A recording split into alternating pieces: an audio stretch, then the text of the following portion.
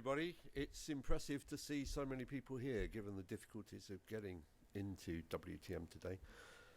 I've got one speaker missing from this panel, so I'm going to chair it. John Swarbrick got stuck at Limehouse and will be here for later in the day, but he's not here yet, so I thought I'd take the chair. Welcome to the first of the panels on responsible tourism. We've got a programme running in here all day. You'll have seen this in the programme on the seats in front of you. Please wear the badges. If you're tweeting and twittering about the event, please use the hashtag WRTD, and all the videos and presentations will be up sometime next week on that website address. So without further ado, I will switch.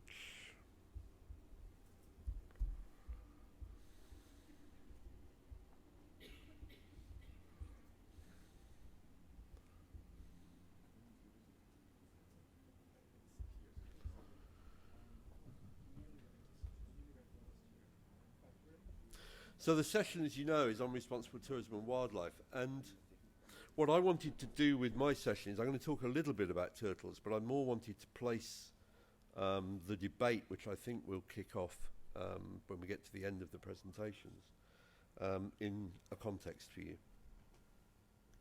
If we go back to the Cape Town Declaration on Responsible Tourism, which is the one which World Travel Market uses for this programme of events, it's basically two principles in there which apply to wildlife tourism in particular.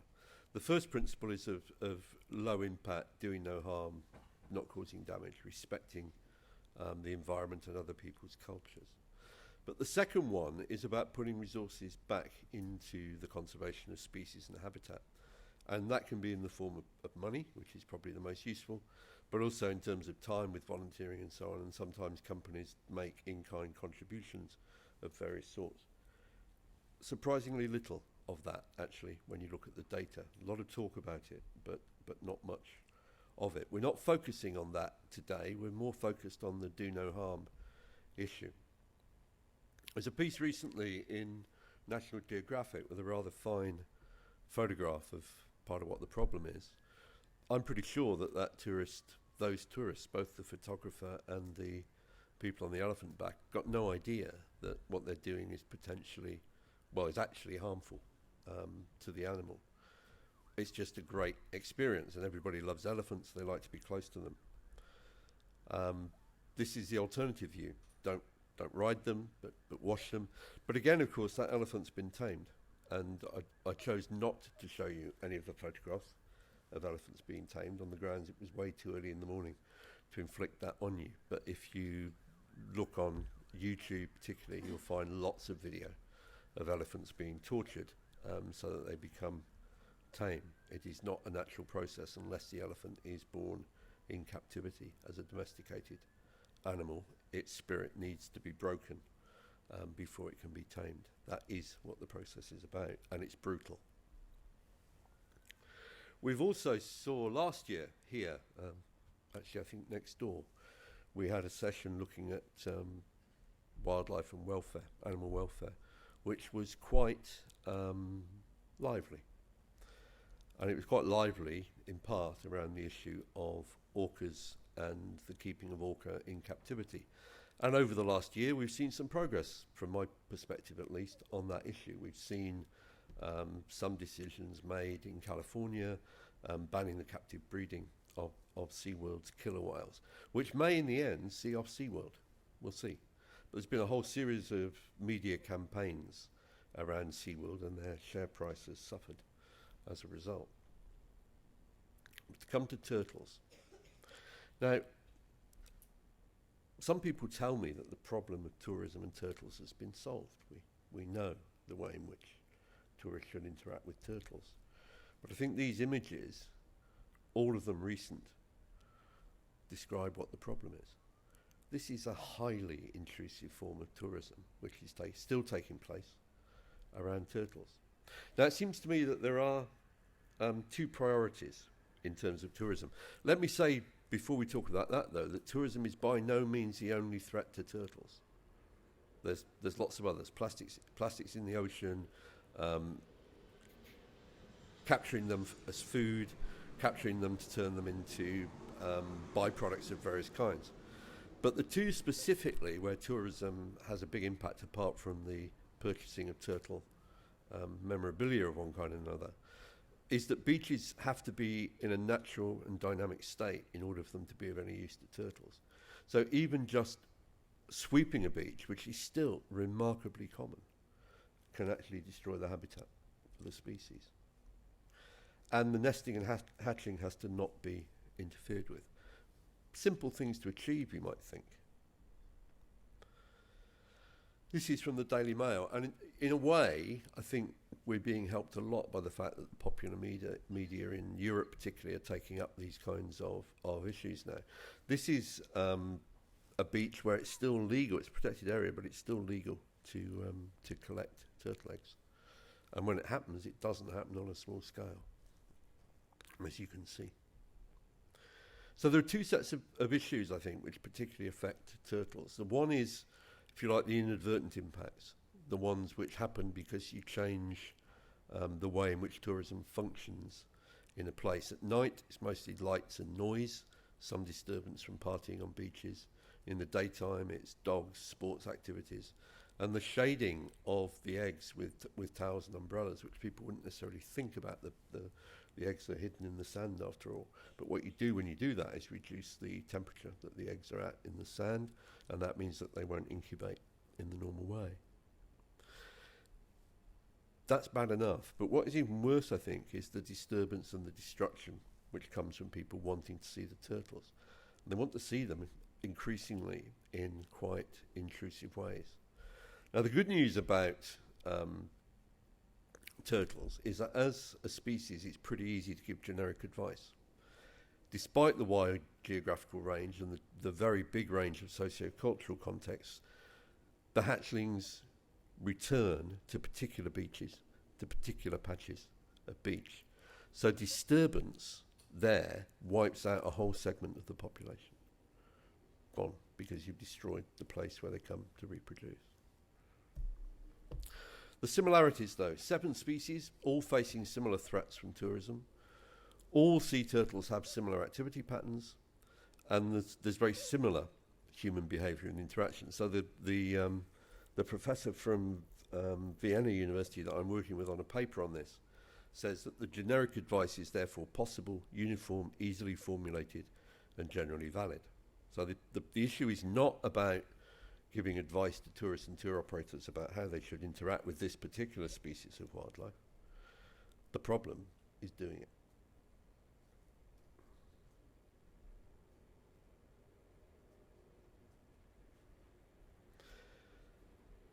What's happening, according to the press reports, is that tour operators are seeing an opportunity to sell additional experiences to tourists, and they're selling them. And you're getting very large numbers of international and domestic tourists visiting these sites. We're going to come on later to the issue of lions. We're going to have a look at hunting, and we're going to have a look at issues around the canned lion hunting issue as well.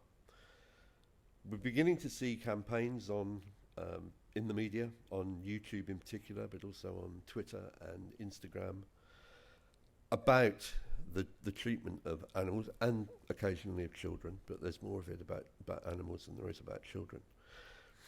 There's been a particular campaign at the moment against Real Gap for lion petting, and we're going to talk about canned hunting, of which lion petting is in some ways a part. And Cecil the lion achieved a certain degree of notoriety this year. One animal that's become a kind of touchstone for hunting of elephants in Africa. And Dilys is going to talk about the case for controlled hunting, very much controlled hunting of elephants. So there's a debate to come. I think the questions I'd like to focus on in the debate, after we've heard the 3 other presentations which are to come, is around what we can do. Are we being successful? We have codes, and we have codes for planners, we have conservation managers, we have operators, we have hoteliers who to a large extent know what needs to be done. but the experience is that at least in some places it's not being done. We have campaigns, and you can find lots of those on irresponsible tourism. If you want to have a look on Facebook. But I think the big question is, do we need to look more now towards regulation? And I think that is an important question going forward. Is it now the time to start looking at much more aggressive regulation of the interaction between tourists and species?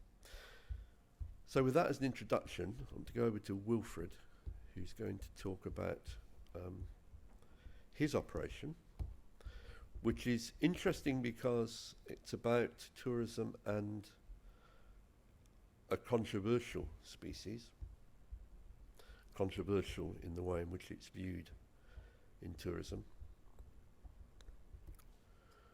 But Wilfred does it in a particularly responsible way. So it's a great pleasure, Wilfred, to have you here. Thank you. Morning, everybody. Lovely day. Good to be alive. Don't you think so? Yeah. We live in Gansbaai. That's about an hour and a half from Cape Town, 2 hours if you drive responsibly. And I always say we live in the best part of South Africa because we're quite close to the city, but we live in a very rural and fantastic natural area. We have two companies concentrating on the marine Big Five. And that's a term I coined a few years ago. We have 3 types of whales in the area, the great white shark, a few other sharks as well. We've got dolphins, penguins, and Cape fur seals. All of that in abundance. Mainly in the Greater Dyer Island area. The bigger island is about 20 hectares, and the smaller island about 4 hectares. The small island colony of seals, 60,000. And on the big main island, there's 17 bird species, many of them breeding, and one of the most important areas for penguins and Cape cormorants in South Africa. Shark cage diving. I wanted to start off to say that this is probably many of yours worst nightmare, but in the way that we do it, I like to think that it's very responsible, and that all the other guys in the area is also doing it responsibly. We don't feed the sharks. Gansbaai is the white shark capital of the world. Probably about 1,000 sharks visit our shores, and we've done a fin study, and over a 7-year period, about 1,000 different great white sharks visited that area. None of the sharks that we know live there. They're transient, so they come, and some we see after a few months again, but most of them we only see on a yearly basis. So that's the boat. We put a drum of finely meshed oily fish, and then just a drop of water into the ocean. Many years ago, when they started this industry, I went to a famous shark guy in South Africa, Len Compagno, and he explained to me that the slick that the boats create is very, very, very small in comparison with what the slick of 60,000 Cape fur seals do. We, from the beginning, I wanted to know more about sharks and the marine Big Five, all these animals, and there was very little to be found on studies in our area. So I formed a trust, the Dyer Island Conservation Trust, and I started to pay for scientists to come and work in our area and study these animals. And we work with many universities in South Africa, but also in the UK and US. So we always have researchers. We have a dedicated little research boat, and nowadays another one. And the research that we do, I also try and that it can, if we know what we didn't know, that it can have an effect on the management and the conservation of the animal. So we won't look at why the toenails of some of the penguins is a little bit longer than the others, because we don't think that'll ultimately save the animals. So we look at very distinct problems that we think is happening in the area, and that is the things that we study. We always have, we do different types of tags, and you can see there some of the graphs in our area. And once we know that, and we know what the sharks is specifically doing, or the penguins is specifically doing, or the whales, or the dolphins, we can better help to manage that. There's some of the satellite images. We found that some of these sharks travel between South Africa and Australia. In a 2-week period, this purple one traveled from Mossel Bay to Namibia and back into our area. Amazing things that we never knew. And although South Africa was the first country to start protecting great white sharks, we can obviously see that they go around the borders and where they're not protected. Then one of my passions is whales. I try and go all over the planet and look at whales. This is our boat Dreamcatcher. We have mainly the southern right whales, seasonal from June to December, sometimes lucky, and we have them into January as well. And obviously we also do quite a number of studies. We always have marine biologists on our shark and our whale boats. African penguins and penguins is close to my heart. In the early 1840s, they started to collect guano, mainly the British and the French. And they came with these sailing ships, and they cleaned up these islands of guano on the African coast. And then further afield, some of these islands were covered with up to 14 meters of guano. And the penguins is burrowing animals, and once the guano were cleaned out, they have now to breed and sit on the open rocks. So I started a nesting project. Obviously the kelp gulls take the eggs, the sun is hot, and I started a nesting project, and we've got now over 3,000 nests placed on different islands, and so far we believe that the nesting and the fledging rate of the penguins is increased dramatically. I also opened a rehabilitation center, a very nice and modern rehabilitation center in February, about a kilometer off from where we operate. And we care for all seabirds and penguins coming from the island and about a 200 kilometer coastal area. So instead of waiting and taking the penguins to Cape Town, we now have a facility where we can treat them straight away. We have, over the last few years, 18 scientific publications. So a large part of our conservation falls towards research. One of the other projects that we started a few years ago was fishing line bins. I am lucky to be able to care for many of the injured seabirds and marine mammals in our area. And fishing line is one of the worst culprits. So I saw this idea from an American guy, and now we've got quite a few hundred of these bins all along the coast, all along our blue flag beaches, and we've been collecting fishing line bins. The people put their stuff in there, and we've got thousands of kilometers of fishing line collected. We do quite often marine mammal rescues, and obviously we're very heavily involved in the community. We train a lot of community people, and we give school to school kids, 1,000, 2,000, 5,000 children on a yearly basis. We've got an international marine volunteer program. The volunteers bring a special vibe and help to the area and to the people. Most of these things happen from the Great White House. It's a restaurant where we have a dedicated marine and a room where the people get briefings and stuff before they go to sea, and obviously also a place where we can employ a lot of local people. Fundraising, we have been sponsored by Volkswagen for the last few years, and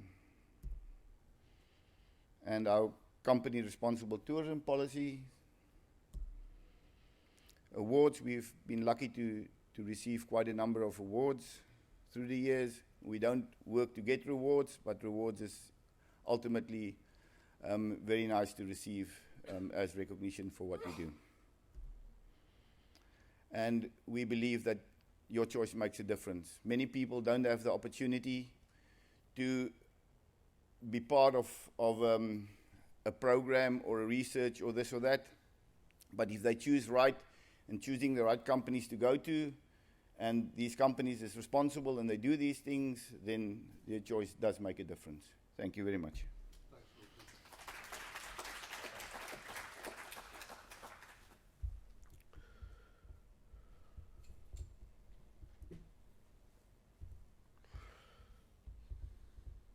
I thought we should have one optimistic story. We're going to turn now to David, who is going to talk about canned hunting.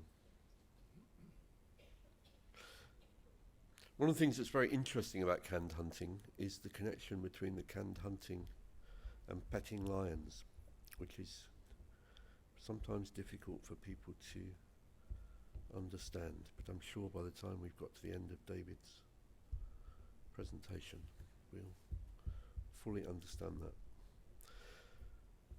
So, David, come and tell us about the campaign against canned hunting.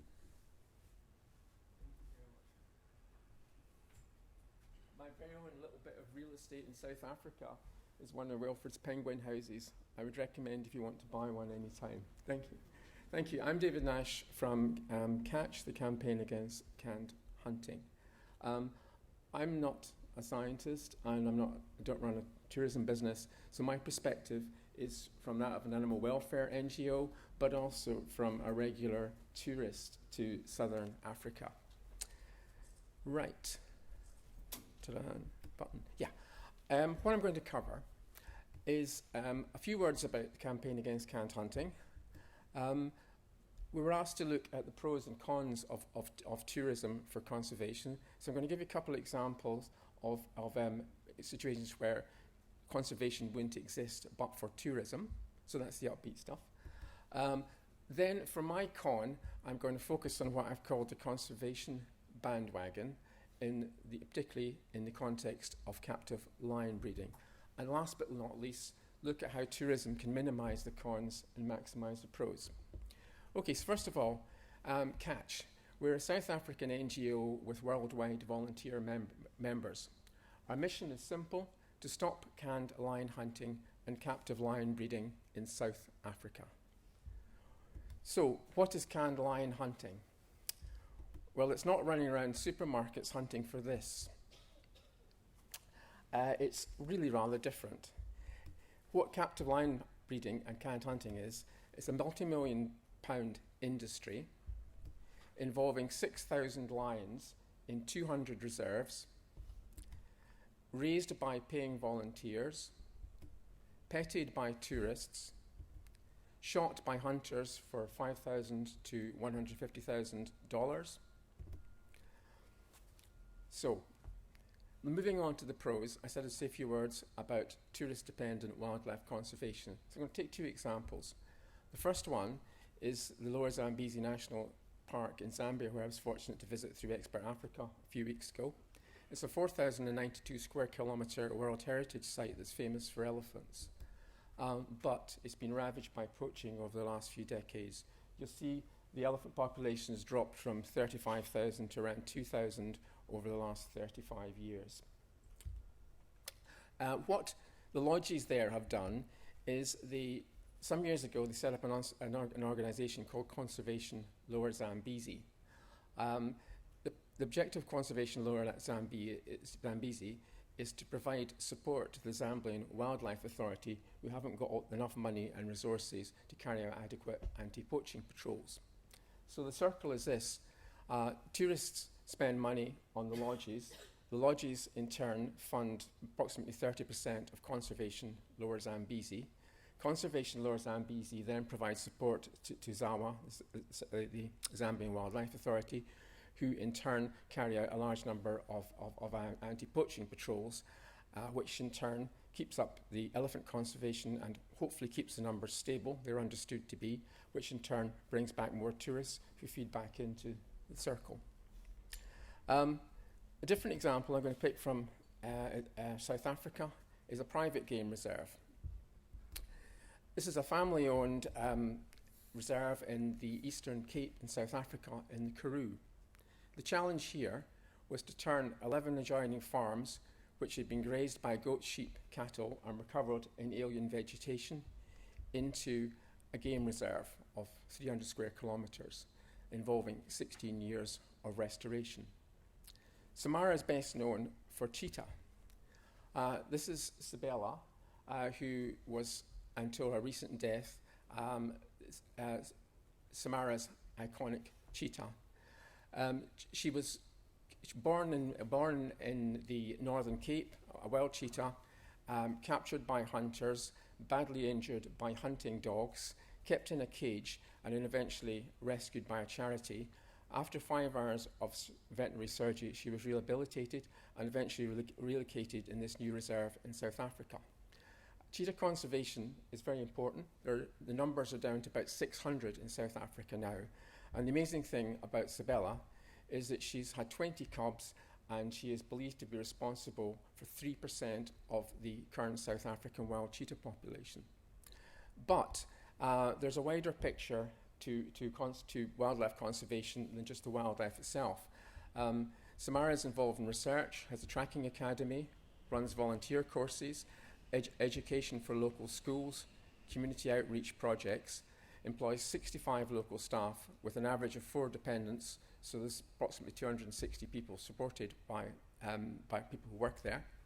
Has been seen quite a lot of staff skill development in a way that would not be possible in rural farming jobs. And one of the things that particularly interested me was I saw the statistic from some South African research, and I can't verify its accuracy, but game reserve versus farming ratios, 4.5 employees to 1, and salaries 3 to 1. But there's always a con, and turning to the negative side of tourism and conservation, I'd like to look at lion breeding in South Africa. Every year, tourists subsidise captive lion breeding and canned hunting by volunteering to work at lion breeding facilities, by paying to pet lion clubs, paying to walk with young lions. And most do this unwittingly. Why? Because they fall for the marketing. So what is the marketing for captive lion breeding? It's sold as being essential for research and conservation. The cubs are orphans anyway. They're well treated, and they'll be released in stages into the wild. The reality is, of course, somewhat different. Yes, many of them are orphans because their mother is 2 kgs away, and they've been removed from their mother at 3 weeks old so that they can be bottle fed to get habituated to tourists, and also so that the mothers will breed more quickly. They can't be released. They're never going to be released into the wild. There's virtually no known instances of captive bred lions being released into the wild. It's all just an idea out there. They're denied natural behaviour. South Africa has plenty of wild lions. There's no demonstrable need to breed them for research. And quite often, the research isn't even all that appears anyway. We looked at a website for a well-known lion breeding facility in South Africa, which is very big on research. It had 14 links to research projects. I went through every single one. It turned out that out of the 14, there was only one piece of postdoctoral research carried out that they put on their website, and it wasn't lion specific, and it involved 7% of their lion population. Most of them end up in canned hunting. breeders will say, oh, we don't sell them into canned hunting. But where else can they go? 4,000 lions in captivity in South Africa. After about 18 months, they're not safe to walk with you and me. Where can they go? So, how can tourists differentiate? This harks back to one of the first slides, I think, that helped about being informed tourists. You can do research. You can ask questions. And in particular, look beyond the marketing. Take advice from other organizations. There are plenty ethical alternatives for people wanting to get involved in encounters with wildlife. We have seen one or two today.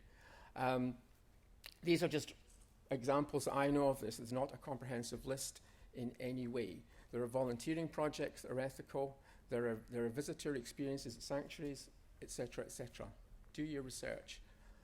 I've mentioned ABTA. ABTA have global welfare guidelines for animal welfare. It's well worth having a look at these. At the moment, they say that canned hunting, trophy hunting full stop, is an unacceptable practice.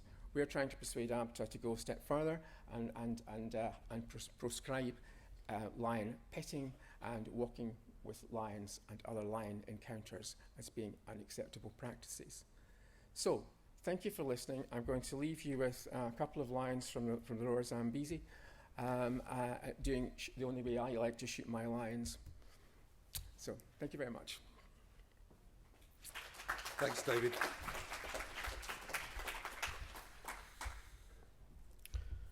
So, next we'll hear from Dilys.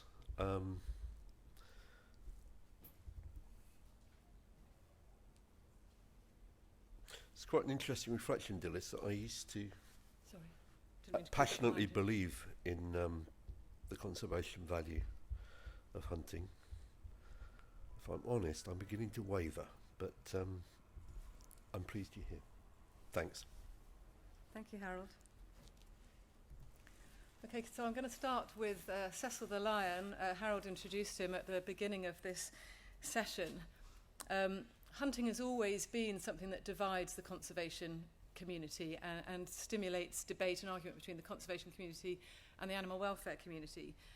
And the killing of Cecil the lion really sort of brought these old debates to a head earlier this year and really generated a media storm about hunting, which has really sort of sought to vilify trophy hunting and trophy hunters. But lots of the debate has been driven by emotions rather than by science. Hence there have been demands that trophy hunters themselves should be hunted down and killed, and other irrational outpourings.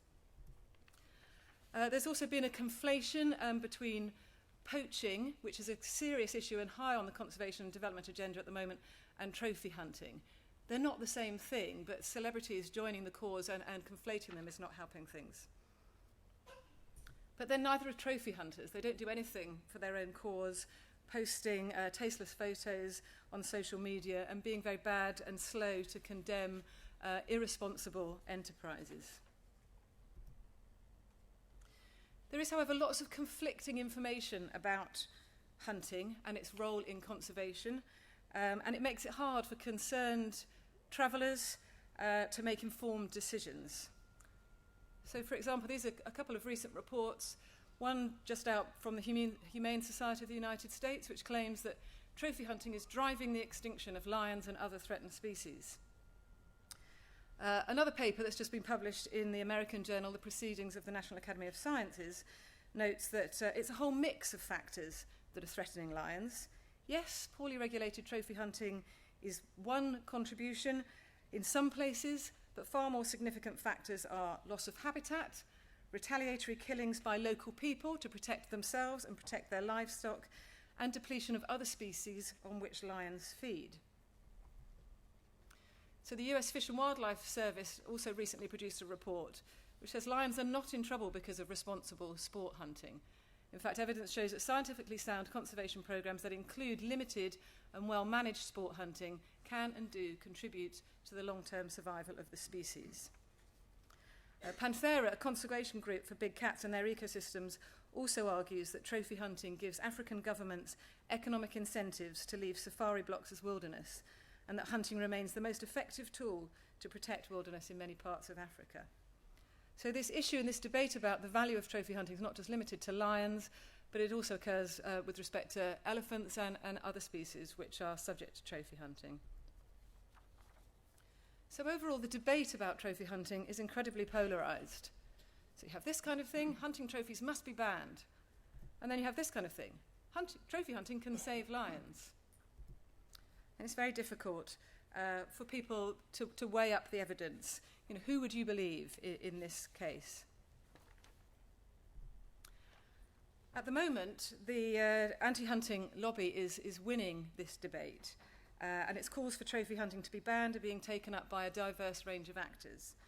So this is extended to calls to African governments to outlaw hunting in their countries, unilateral moves by some countries to ban the imports of hunting trophies, and self-imposed bans by airlines on the carrying of hunting trophies. So this overall movement towards banning trophy hunting, I think, is worrying for conservation. And in the context of this meeting on responsible tourism, I would argue that it's not particularly responsible on a number of counts. First of all, it contravenes internationally agreed environmental governance procedures. There's already a UN convention that regulates trade in and exports of wild animals, including hunting trophies, at an international level. That's the Convention on International Trade in Endangered Species of Fauna and Flora, or CITES. It sets import and export permits, and these are based on scientific assessments of the level of exploitation that different species can sustain. So these unilateral moves appear to overlook that CITES exists and undermine its authority. From the transport perspective, it might not even be legal. A number of hunting associations in the US and in Africa are currently suing Delta Airlines and claim that the embargo on hunting trophies is illegal as it violates Delta's duty as a common carrier not to discriminate against passengers or cargo. Thirdly, the conservation implications of trophy hunting, as I've already pointed out, are contested, and sweeping claims that it's driving wildlife to the brink of extinction are clearly overstated. So yes, badly managed or poorly regulated trophy hunting of some species in some places is clearly a problem. And we've heard about canned hunting, and that clearly isn't sustainable, isn't ethical, and it doesn't contribute to conservation. But in other cases, well-managed hunting at sustainable levels has actually been instrumental in bringing about species recovery. So it's argued that white rhinos in South Africa are an example of this. There were less than 100 of them a century ago, and there are now over 11,000. And it's thought that a large contribution to their revival is the incentives that are generated from hunting, which provides landowners an incentive to conserve them on their land. Another problem is the conflation of trophy hunting and illegal poaching for the wildlife trade, which is another kind of further obstacle to those trying to make informed choices. Another issue is that in very few cases have the perspectives of local people who actually live alongside wildlife been taken into account. So trophy hunting is one of the main ways in which local people can reap benefits from living in regions with large and dangerous wildlife. And the revenue not only helps support the livelihoods of many poor people, but it also provides them with an incentive to tolerate dangerous wild animals, such as lions and elephants, rather than killing them. So for Africans who lose crops, who lose livestock, and even human lives to dangerous species such as lions, wildlife is a liability to be avoided or killed rather than an asset to be protected if there's no other value that you can get from it. So a recent article here about Cecil the lion in the New York Times quoted a Zimbabwean farmer saying, "Why are Americans more concerned than us? We never hear them speak about when villagers are killed by lions and elephants." Similarly in Botswana, where hunting was banned 2 years ago, a local farmer talking about killings of wildlife on farms by local people commented, "Before, when there was hunting, we wanted to protect these animals because we knew we earned something out of them." So one of the arguments that's often used against hunting is that far greater revenues and benefits can be derived from photographic tourism. But again, the issue is not black and white, and the two aren't necessarily interchangeable. So where wildlife is abundant and scenery is beautiful and appropriate infrastructure is in place, then wildlife tourism can indeed boom. But trophy hunting often takes place in completely different areas that are not suitable for photographic tourism, either because of the terrain or because of very dense vegetation, which means you can't see wildlife very well, or the lack of infrastructure, or even political instability. So most countries that have areas that are good for photographic tourism also have areas that are bad for photographic tourism but good for hunting, and the two can thus be very complementary. So a recent study from Namibia, just published in Conservation Biology, really makes this point very clearly. WWF in Namibia evaluated the financial and the in-kind benefit streams from both tourism and hunting in 77 communal conservancies in Namibia. They found that across all the conservancies, the total benefits from hunting and tourism had grown at roughly the same rate, but they found that conservancies could start getting benefits from hunting more quickly than they could from tourism. It took an average of about 3 years to start benefiting from hunting compared to 6 from tourism. They also found that the types of benefits and the distribution of those benefits varied between hunting and tourism. So between 2011 and 2013, hunting generated over $5 million worth of benefits in the form of income to the conservancy management structures, but also meat to the community at large. Tourism, by contrast, generated just over $2 million, mainly in the form of salaried jobs at lodges. The fact that both of these benefits happened at different times and accrued to different members of the community meant that the two actually were incredibly complementary. The team ran a scenario to look at what would happen if hunting was banned in Namibia. This picture shows where the conservancies are, and the green ones and the yellow ones are those that are currently financially sustainable through their conservation efforts. If you get rid of hunting, the majority of them turn red. This means they're not financially sustainable. This would be the equivalent of about 50,000 square kilometres of land going out of conservation as a result of not being sustainable. So I put it that to hunt or not to hunt is not the question we should be asking. Clearly it's not a panacea. We've heard about canned hunting, and there are many cases where it's poorly regulated and poorly managed and adding to existing pressures on wildlife. But I think we'd be better off to ask what combination of tourism, hunting and other incentive schemes can support conservation and local economic development in the long term. And we should be asking, how can hunting be made more sustainable and more ethical in places? Howard asked us to think about regulation, and I wondered, the idea of certifying the hunting industry has been mooted for some years now, and whether that is the way forward. But if we want to avoid doing more harm than good, we need to avoid assuming that bad examples of hunting that make the big news stories are those that characterise the entire industry. Thank you.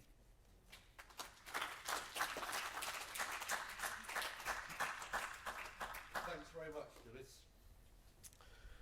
So, lots of meat there for discussion, I suspect. Who's got the first question or the first comment, please? I've heard a lot about this. Sorry, could you just say who you are and then carry on? Yeah. I have a small tourist agency in Switzerland, and we deal preferably with a responsible tourism in all. Sorry, can you just take the microphone for the sake of the camera? Thanks. I'm a biologist, and one of the problems has not been mentioned is the question of DNA concentration. Instead of having species having a majority of or a wide range of DNA to allow breeding, animals like the cheetah particularly have a very narrow range. Is there anything being done with animals to ensure the proper breeding and expansion of the species without disease?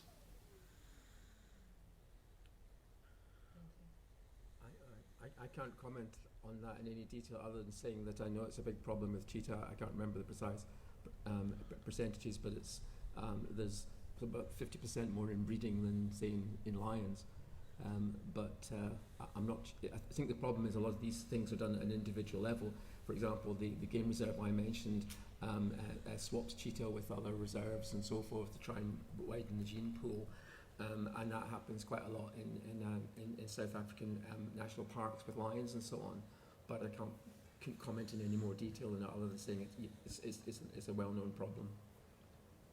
I can't comment for Africa, but certainly in India, one of the problems there is the proliferation of lodges around tiger reserves, which prevent the tigers then migrating between different tiger reserves. So you get that inbreeding, and exactly what you're saying, a narrower and narrower gene pool, and therefore increased risk of disease, which is why many of the conservation organisations have tried to focus on wildlife corridors, but those are particularly difficult to sustain because there are no revenues, and the corridors normally involve the wild animals going through areas of human population, which produces the human-animal conflict.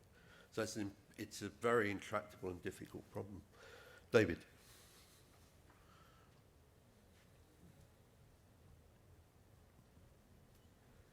Thank you. David Harrison from Middlesex University. I appreciated all the presentations. Just on turtles, though, I can give one example of where tourism and turtle conservation has actually worked extremely well, and that's in the northeast coast in Trinidad, in a place called Grand Riviere, mainly, which is one of the biggest turtle breeding sites in the world, leatherback turtles.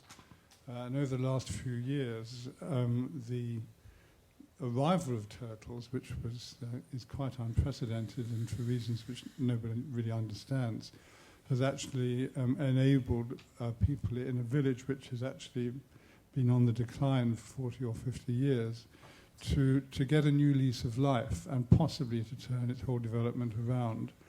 In the season, about 250 turtles per night will come on a 1 kilometre long beach to lay. Probably too many, actually. So there are good reasons for culling them, although they're not doing it. And the result of this is that people have stopped eating them. That's one thing. And a lot of the young people in the village have actually been trained as guides and now do take tourists on the beach, very often local domestic tourists, with torches which are only put on at a certain time. And the economy has actually benefited considerably from this. There are still some problems about lights and dogs, but on the whole, the evidence is absolutely overwhelming that in that particular case, turtles have led to the tourism industry developing, and so far, with one or two minor caveats, the benefits have been overwhelming. But David, if I pushed you on why it's worked there and it doesn't work elsewhere, what would you say is the reason why it's worked there? Because there aren't all that many tourists going there. Yeah. There are about 3,000 to 4,000 a year. It's difficult to get to. Unlike the beaches in your pictures, the beach there is not a good swimming beach. It's a bloody awful swimming beach, actually, and there's some really dangerous currents outside. So it is not a tourist destination for the beach. The tourist resource is the turtles. I think one of the reasons as well is... Sorry, can you just hang on for the microphone? Or a microphone from someone? One of the reasons is that an Italian went there and he bought an estate house and he set it up. So that's how it started. In my opinion, I think that's one of the reasons. I mean, I'm from that island, so I remember it started off. I'm not saying I have the knowledge that you may have from the university, but I remember the days when all of us ate turtle eggs, and that has now stopped completely. And there are turtles right along that coast. I'd like to know if there's any chance of those turtles spreading up the islands, because that is certainly possible. Can we move on maybe to a different area? The gentleman here at the back.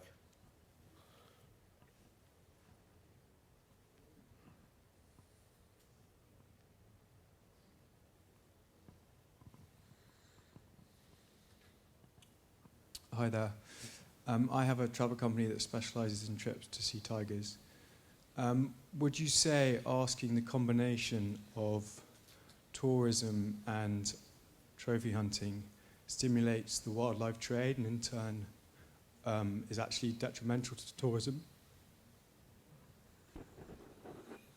I don't think there's any evidence of any link between trophy hunting and an increase in illegal wildlife trade, so I'd say no, it doesn't.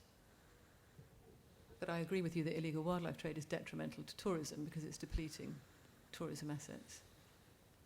I mean, there are people who argue that actually having tourists in a place makes it harder for the poachers because they're more likely to be seen. Just having that kind of infrastructure around makes a difference. Absolutely, yeah. Gustavo, please, can you get this gentleman the mic? And then Yeah, I'd just like to comment on that because maybe we are focusing here in the African situation, but I mean, if you move the scenario to South America, for example, in the Amazon where I work, it does stimulate animal trafficking, different from Africa, probably, I don't know, maybe because of the size or how easily you can leave countries with animals. But if we move to a different scale, I think it can directly affect illegal movement of animals all over. sorry, Gustavo, you're arguing that in Latin America and in the Amazon, it does stimulate illegal activity. Thanks. Yeah. Down the front here, please. You can bring the microphone down. Just here. Thanks. Anna Cohens from Hasselt University in Belgium. Just wondering, we hear a lot about the clash between conservation and tourism, and I'm just wondering if part of the issue comes down to education, obviously of tourists, but also to a certain extent of protected area managers, and just wondering whether it's true that protected area managers are often specialists in the field of conservation, biology, but not so aware of the tourism side, and whether something could be done around education of staff in protected areas to sort of marry tourism and conservation a bit more together. Well, it takes us back 20 years, Dilys. Off you go. So do you mean that because of the impacts that tourists have in protected areas as the clash between tourism and conservation? Well, just in general that we hear about the clash between conservation and tourism, and it seems to me that sometimes in protected areas there's a reticence towards welcoming tourists in, and there's a bit of a gap between keeping wildlife away from tourists, whereas there are examples where it's done well, where tourism can help the wildlife and the two can sit happily together and people can visit game reserves, and it seems to be a good arrangement. And I just wonder whether it's true to say that there could be a lack of education around tourism amongst park managers. Yeah, I don't know. That's an interesting question. I mean, most of the protected areas that I'm familiar with, they're geared up completely for tourism. They know that their funding depends on tourism, so they actually go the other way, and they sort of, you've got too many tourists going, and they've got too much exposure to the wildlife rather than the wildlife being kept away from the tourists. In fact, I've struggled to think of an example where that has happened and where wildlife has tried to be kept out of view. I mean, most of the sites that I deal with are not protected areas. Most of the wildlife in Africa lives outside of protected areas. So these community conservancies and private hunting areas that I've been talking about are in addition to the protected area state. And there it's completely recognised that tourism, and whether you include hunting in tourism or not, but tourism and hunting are what provides the financial resources to have conservation in the first place. So I don't see the clash there, but I do see a clash in terms of managing the environmental impacts of tourists in poorly managed protected areas. I suspect it may be country specific. I mean, obviously some countries are a lot wealthier than others and more prepared to put money directly into wildlife conservation. In the Southern Africa countries, which I'm more familiar with, Most of that money, not all of it in the case of South Africa with the national parks, but most of that money comes from the tourist industry. So if you look at the example I mentioned of Conservation Lower Zambezi, which effectively was set up by lodges, there's a very close relationship. We went there because we like walking rather than going on game drives. And we were with a military-trained Zambian scout from the Zambian Wildlife Authority. So, and we talked to him a lot, and he was very interested in the same things as our guide was. So I guess it's quite, you have to probably look at each one and its merits. Thanks, David. I just want to take 2 more quick questions, and then we'll have to wrap up. So if you come first, then I'll come to you, Richard. My name is Otto Nakken, and I'm representing a fairly new organization called Linking Tourism and Conservation. It's based out of Norway, but it's an international organization with members around the world. Let me first say thank you for some very interesting presentations this morning to the people up there. And this organization, the whole idea with the organization is just to take the good examples where tourism are backing the conservation, especially backing the establishment and the operation of national parks around the world. We have some very good examples on our websites already presented, and we would like to have much more.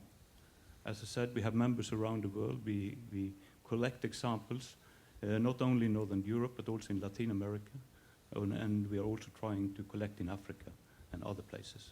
And we have been successful so far. We have been in operation for a little bit more than a year, and we would welcome anybody that want to contribute with that kind of exchange of information to participate.